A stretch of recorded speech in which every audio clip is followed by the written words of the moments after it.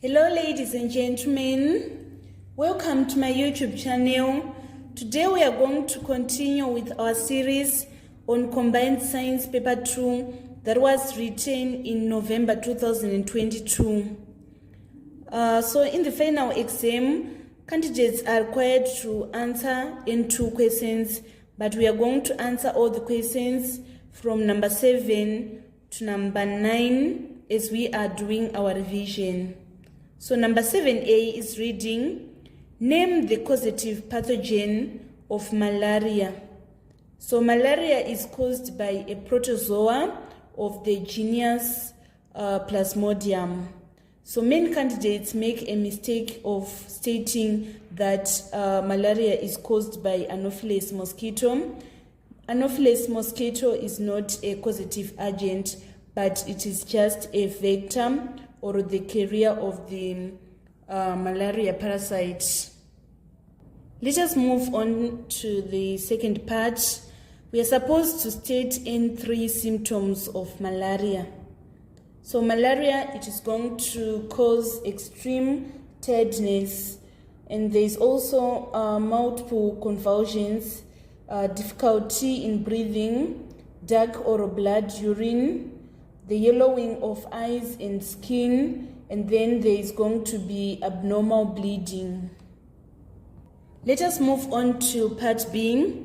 We are supposed to state in 2 diseases that may be caused by tobacco smoking. So it causes lung cancer, it causes stroke, emphysema, heart diseases, and type 2 diabetes.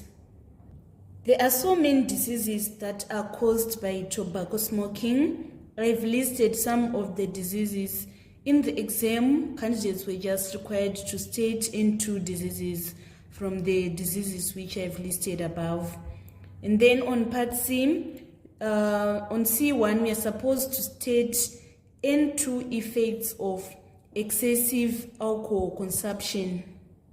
So this question was generalized because on effects we can talk about the health effects, social effects. For example, if we are talking about the health effects of alcohol consumption, we talk about high blood pressure, we talk about it causes heart diseases, it causes stroke, it causes liver diseases, and also we talk about learning and memory problems. Then in terms of social, it results in financial problems due to excessive spending on alcohol. And also on social behavior, we talk about that it causes increasing aggressions, and also there is a self-disclosure. So the question was generalized. Let us move on to see part 2.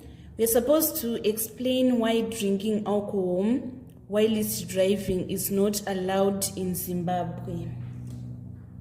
So the drinking of alcohol is the major cause of premature illness and death worldwide in young women and men aged between 15 to 29.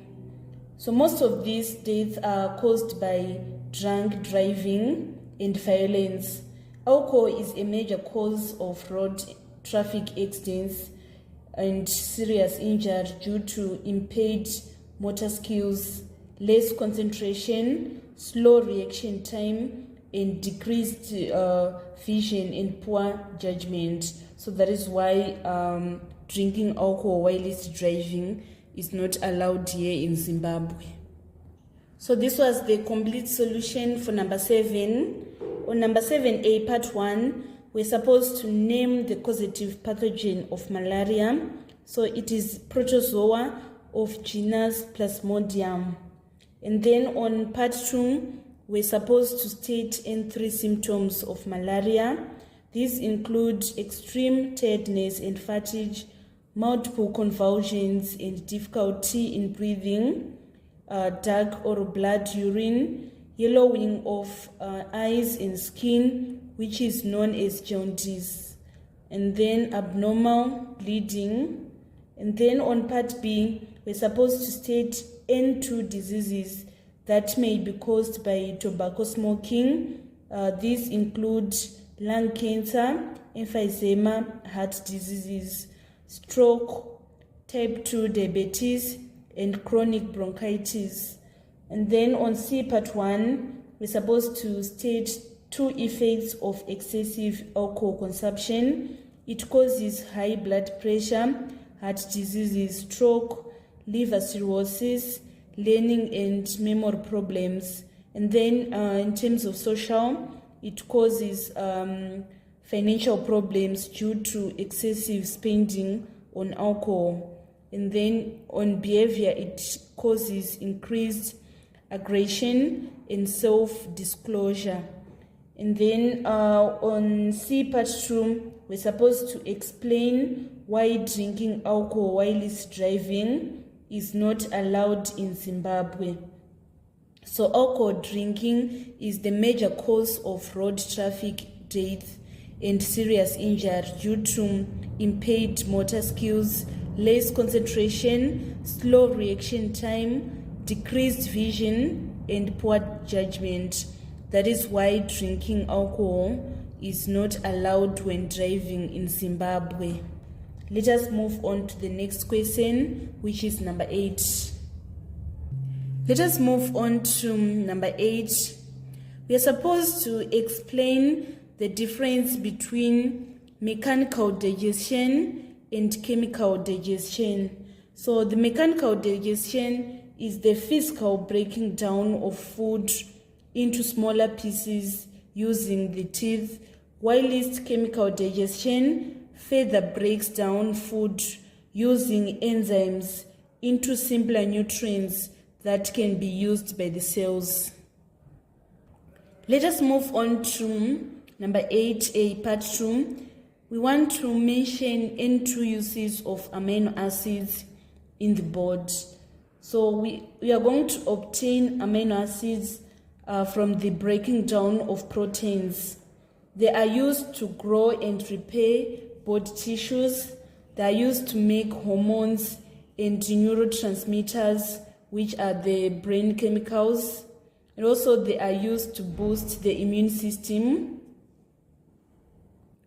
Let us move on to B, part 1. We are supposed to name N2 types of teeth. So we have 4 types of teeth. These are incisors, molars, premolars, and canine teeth. I've listed all types of teeth. In this question, candidates were required to just list 2 of these types of teeth I've listed above. And then on part 2, we are supposed to state the function of each type of tooth that is named in B, part 1. So I'm going to explain the function of all the tooth that is going to help you in your revisions. So first I'm going to explain the incisors. These are the teeth that are on the front of the mouth. They are used for cutting and biting food. So after the incisor, we have the canine teeth. These are used in piercing and tearing the food. So the canines are the one that are sharp pointed. And then after the canines, we have the molars and premolars. They both help in the chewing and grinding food. Let us move on to part C. We are supposed to describe in 2 ways of keeping our teeth healthy. So here we are supposed to describe. We are not going to just state, but we need to first state and then explain what we have stated. So I know everyone here is going to suggest that a way of maintaining teeth health is brushing the teeth twice a day. But you should not end here. You should explain why brushing will keep your teeth healthy. So it is going to do so by stimulating gums, which help them health and prevent gum diseases. So food choices and eating habits are very important in preventing tooth decay. We should eat food that contains calcium and phosphorus, as calcium and phosphorus contribute to dental health by protecting and rebuilding the tooth enamel. In order to keep the teeth healthy, we should also visit the dentist frequently for a checkup and cleaning. It helps have a better chance of catching any signs of gum diseases while they are still reversible. So this was the complete solution for number 8. I'm going to summarize the answers. On number 8A, we're supposed to explain the difference between mechanical digestion and chemical digestion. So mechanical digestion is physical breaking down of food into smaller pieces using teeth, whilst chemical digestion is the further breaking down of food using enzymes into simpler nutrients which can be used by the cells. And then on part 2, we're supposed to mention N2 uses of amino acids in the body. So the amino acids are used to grow and repair body tissues. They are used in the production of hormones and neurotransmitters. They are used to boost the immune system.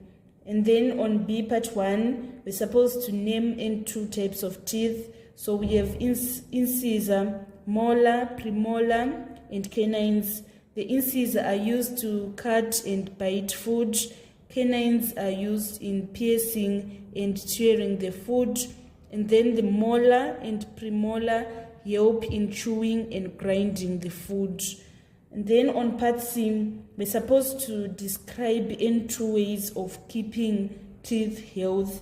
So here we're not just supposed to state, but we're supposed to state and then describe. So we should brush teeth twice a day and floss at least once a day. The brushing will keep the teeth healthy by stimulating the gums, which help them health and prevent gum diseases. And also the food choices and eating habits are very important in keeping teeth healthy. We should avoid sugar food and eat food with calcium and phosphorus, as this mineral contributes to dental health by protecting and rebuilding the tooth enamel. And then also we should visit dentists frequently for checkup and cleaning. It helps have a better chance of catching any signs of gum diseases while they are still reversible. So let us now move on to number 9, which is the final question in section B. Let us move on to the final question in section B, which is number 9. On number 9A, part 1, we are supposed to define the term asexual reproduction. So it is a mode of reproduction where offspring are produced by a single parent without the need of fertilization or the exchange of genetic material. Let us move on to number 9A, part 2. We are supposed to describe the 4 advantages of asexual reproduction. So here it means that we are not just going to state the advantages, but we need to explain those advantages. So the first advantages that I'm going to explain is that population increases rapidly when the conditions are favorable. Asexual reproduction, the asexual reproducing organism, they spend fewer resources for the same reproductive output, meaning that their population grow and expand faster. So another advantage of asexual reproduction that I'm going to explain is that it requires less energy and less time, because organisms that reproduce asexually don't have to spend time finding a mate or go through a gestation period. The third advantage that I'm going to explain is that offspring are identical to their parents, so none of the offspring will be less well adapted to the environment.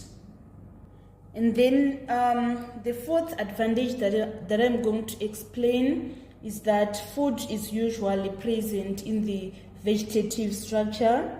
So a rapid development of buds into daughter plants can take place.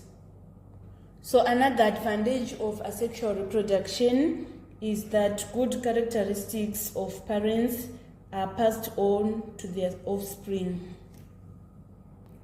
And then let us move on to B, part 1. We are supposed to state in 2 methods of contraception. So there are so many methods of contraception. This includes the use of intrauterine devices, the barrier methods such as external and internal condoms, the oral contraceptive pills, vaginal rings, and male and female sterilization. So these are some of the methods of preventing pregnancy. Let us move on to the last question. We are supposed to describe any three effects of an increase in human population on the environment. So there are so many effects of the increase in human population on the environment. I'm going to explain some of the effects. There's going to be more deforestation, as trees were going to be cut to create space to build, and this is going to cause a decrease in biodiversity. There's also increased population to environment as people throw litter on the environment. And also there's degradation of environment, which happens because of the overuse of resources like coal, oil, and natural gases. And also there's going to be water pollution that is going to result, and then there's going to be overfarming. And this overfarming results in use of fertilizers, which are going to be washed away in the rivers and water bodies, causing eutrophication, and also it results in global warming.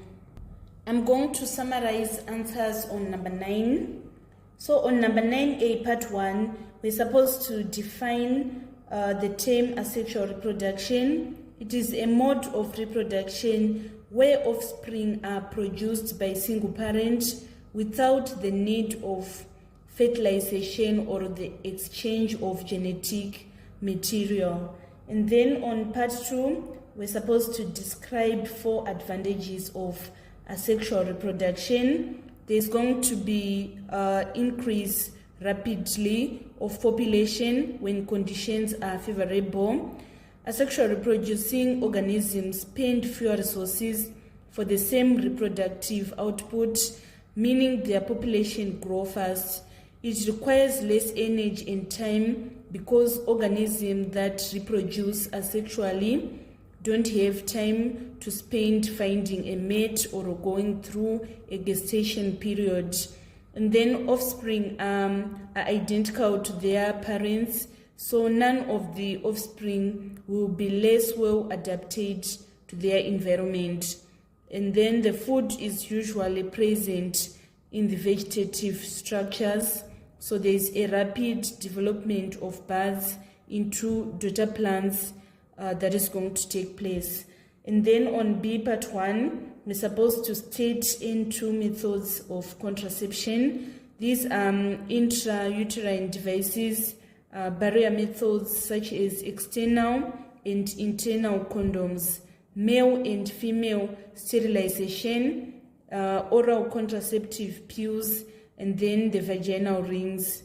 And then on B, part 2, we're supposed to describe N3 effects of an increase in human population on the environment. There's going to be more deforestation as trees will be cut to create space for building. This is going to cause a decrease in biodiversity. There's also going to be the degradation of environment that is going to occur due to overuse of resources such as coal, oil, and natural gases. And then the overfarming is going to cause fertilizers to leach into water bodies, causing water pollution and eutrophication. So this marks the end of our tutorial today on biology section on the paper that was written in November 2022. Thank you so much, guys, for following me on this channel. Please don't forget to subscribe, like, and share my videos. I love you all. This is Eve signing out.